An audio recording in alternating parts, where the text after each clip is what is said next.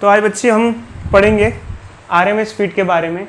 RMS speed क्या होता है, जैसे मान लो कोई एक कंटेनर है या एक रूम है, उसमें मॉलिक्यूल्स मूव कर रहे हैं, तो जैसे average speed, most probable speed वगैरह डिफाइन करते हैं, ऐसे एक टर्म होती है आरएमएस स्पीड। आरएमएस स्पीड हमारे हमारे लिए काफ़ी इंपॉर्टेंट होती है। क्या है, जैसे मान लो if you have a container and in which the molecules are moving with different speeds, E1, V2, V3, तो आरएमएस स्पीड क्या होगा उन सब का। इसको अगर स्टडी करना है तो ऐसे लिख सकते हो, स्क्वायर मीन रूट। पहले स्क्वायर कर दो सभी की स्पीड का, फिर मीन ले लो, तो फिर रूट लगा दो। इसे कहते हैं आरएमएस स्पीड। अच्छा, इसका एक स्टैटिस्टिकल फॉर्मूला आता है जो कि आता है √3RT/m0। बता सकते हो यहाँ T और m0 क्या होता है? यहाँ m0 होता है मोलर मास और T होता है थर्मोडायनेमिक टेम्परेचर।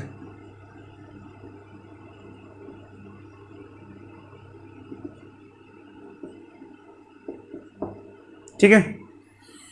अच्छा, जैसे कि ये हमारा फॉर्मूला है, इवन इस फॉर्मूले से आप मॉलिक्यूल्स की काइनेटिक एनर्जी भी निकाल सकते हो, ट्रांसलेटरी काइनेटिक एनर्जी भी निकाल सकते हो। ट्रांसलेटरी काइनेटिक एनर्जी क्या होती है? ½ mv²। तो translatory kinetic energy of molecules क्या हो जाएगा? ये हो जाएगा।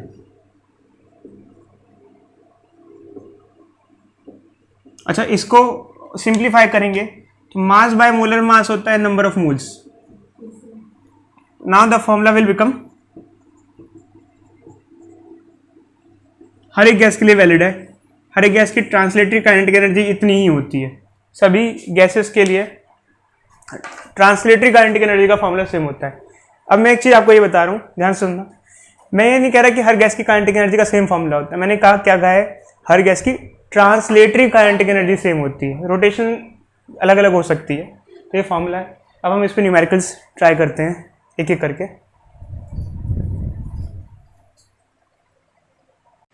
एक्चुअली क्या होता है कि जैसे हम आरएमएस स्पीड की बात करते हैं, तो आरएमएस स्पीड का जो फॉर्मूला होता है √3RT/m0।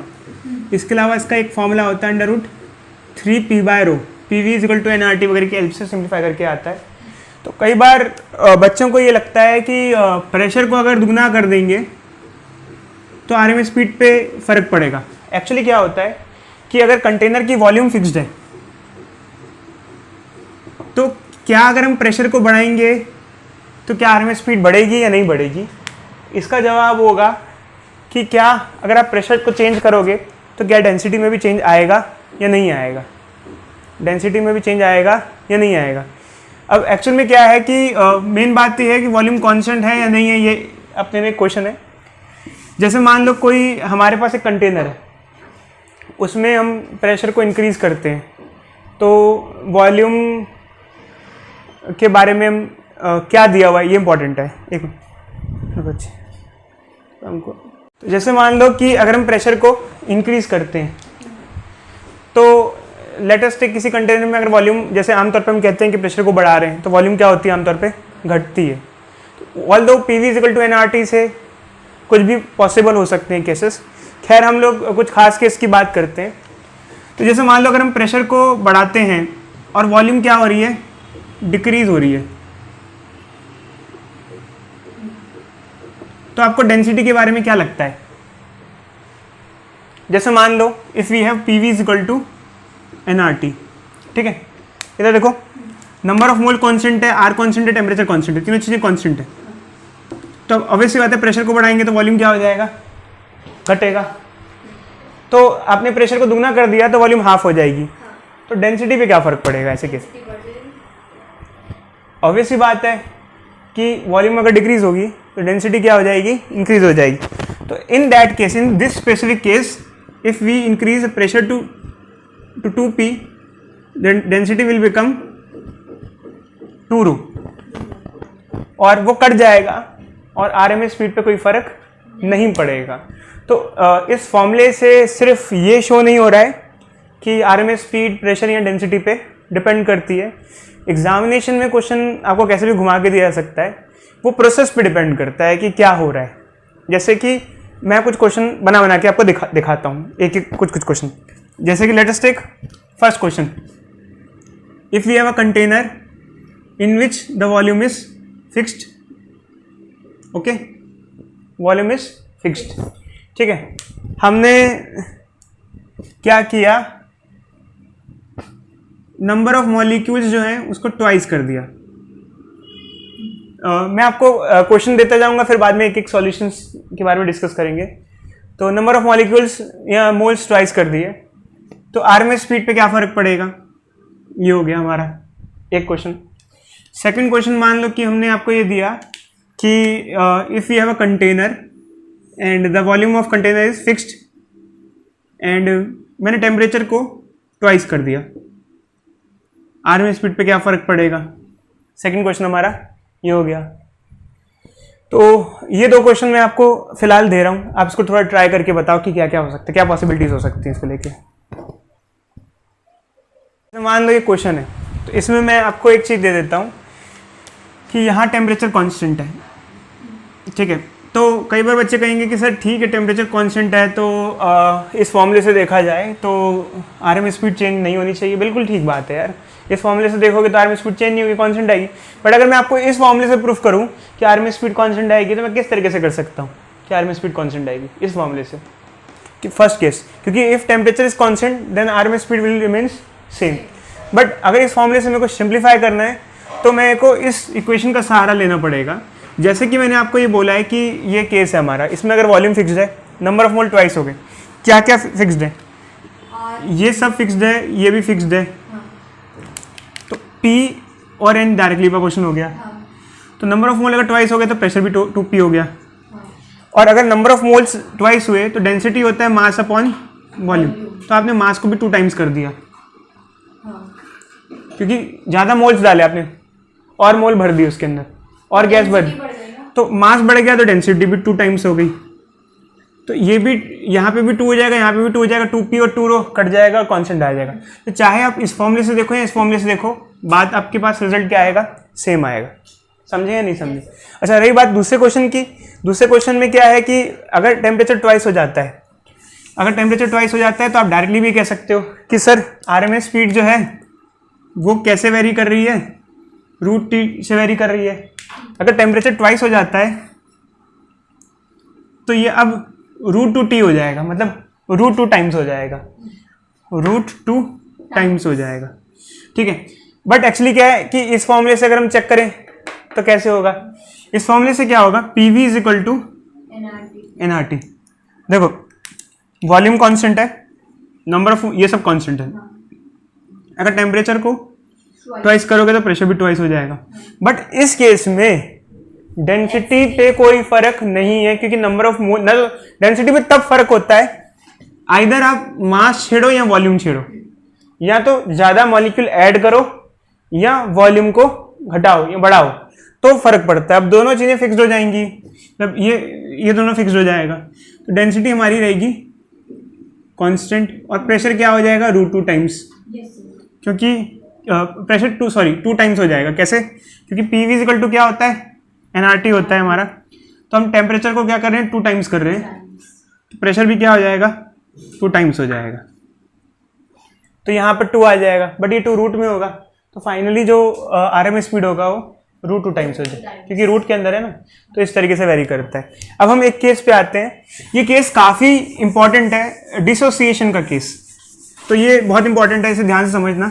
जैसे मान लो if we have a container in which we have a diatomic gas, diatomic gas at T temperature.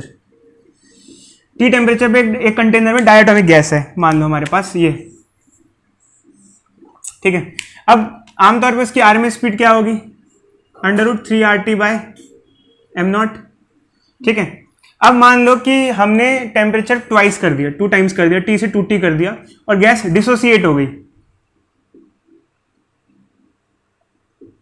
Spelling देख लेना एक बार। डिसोसिएट का मतलब क्या होता है पता है आपको, what is meaning of dissociate, split हो जाना, मतलब कि now it will become a monoatomic gas. तो अब मान लो कि हम कहते हैं कि now RMS speed is V dash, तो what will be relation between V dash and V, ये आपको बताना है। तो मान लो बच्चों जैसे कि हमने ये दिया है, फर्स्ट इक्वेशन तो हमारी यही आ गई। अब सेकंड इक्वेशन क्या बनेगी यहाँ पर, v dash is equal to √3r, temperature को क्या बोला है ट्वाइस। जब गैस डिसोसिएट होगी तो उसका मोलर मास हाफ हो जाएगा। कैसे, जैसे मान लो if we have N2 have molar mass of 28 U और N का जो मोलर मास हो जाएगा वो क्या हो जाएगा 14 U, क्योंकि अब सिंगल एटम बचेगा। तो ये हो जाएगा m0/2 और ये ऊपर चला जाएगा, तो वी डैश क्या हो जाएगा, ये हो जाएगा 4/3RT/m0। तो यहाँ आप देखो, अगर इसको थोड़ा सिंप्लीफाई करें हम लोग, ये बाहर आ जाएगा, v dash is equal to 2/3RT/m0 और इसकी वैल्यू ये इसके बराबर है, तो v dash is equal to क्या आ जाएगा 2v हो जाएगा। Now the RMS speed will become 2 times of initial. ये हमारा नेक्स्ट क्वेश्चन है।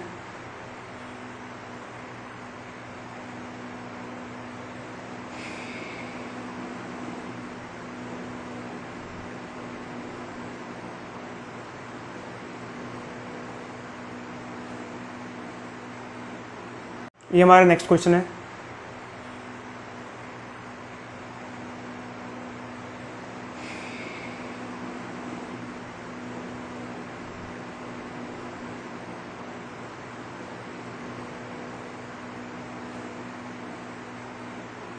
ये हमारा नेक्स्ट क्वेश्चन है।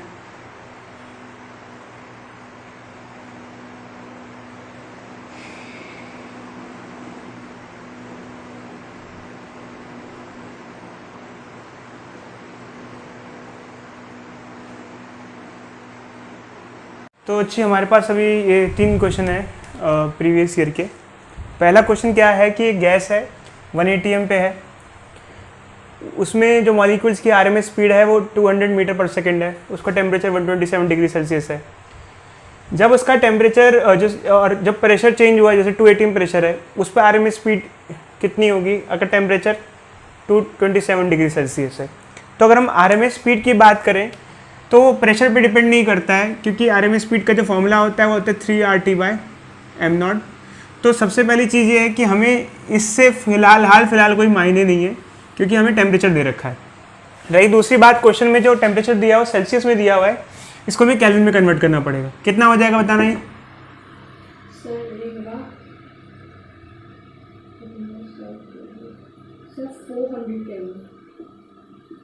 तो ये केल्विन में इस तरीके से आ गया।